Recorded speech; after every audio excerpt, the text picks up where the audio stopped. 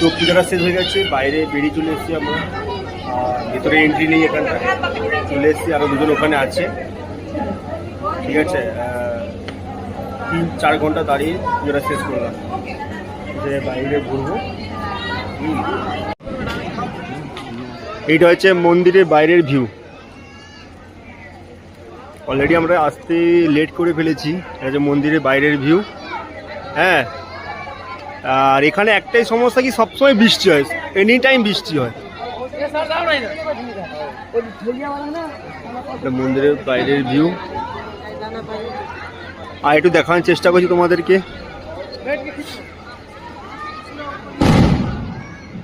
হ্যাঁ,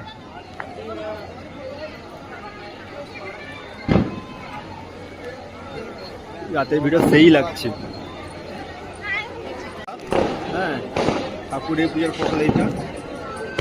সত্যি বলতে এখানটায় আসার পর একটা আলাদা অনুভূতি। কোনোদিনও আসা সম্ভব হতো না যদি আমরা এখানে কাজ করি বলে অবশ্যই আসতে পেরেছি। আর না হলে এখানটা মানে এই যে ভগবানের দর্শন পাওয়া বা ভগবানের মন্দির খুবই মানে ভাগ্যের ব্যাপার। তো আমরা অটোমেটিক পুরো দিয়ে চলে এসেছি। একটু শ্যুট করবো ওখানে। হ্যাঁ, আর দেখেছি অল টাইম বৃষ্টি হচ্ছে এখানে, মানে অল টাইম বৃষ্টি হতেই থাকে এখানে, ঠিক আছে। চলো তোমাদের আর ভিডিও করবো না, রুমে গিয়ে চলে যাবো রুমে। চলো, টাটা। এটা এই যে ঠাকুরের কলস।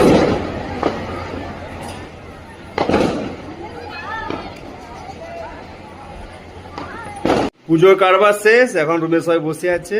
এবার খাওয়া দাওয়া। সকাল থেকে কেউ কিচ্ছু খায়নি, মানে জলও কেউ খায়নি, মানে জল সরি মানে একবার চিপস ফিপস যে খাওয়া হয়েছিল, এই তো ভাতের জন্য মানে কান্নাকাটি করছে, প্রচুর ভোগ লাগছে। ঠিক আছে। এই যে বুট ফুট পরা ঘটে। পূজা দেওয়ার কাজটা শেষ হয়েছে, এবারে খাওয়া দাওয়ার প্রোগ্রাম, ঠিক আছে। খাওয়া দাওয়ার প্রোগ্রাম, চলো খেতে যাই, দেখা যাক কি পাওয়া যায় এখানটায়। দেখে তো আইলি, একটাও কোনো নেই।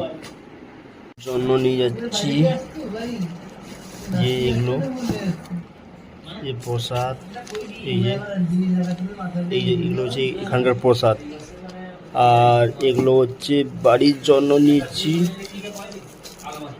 এই যে ফটো বাড়ির জন্য নিয়েছি। এগুলো হচ্ছে 40 টাকা করে নিয়েছি একটা একটা,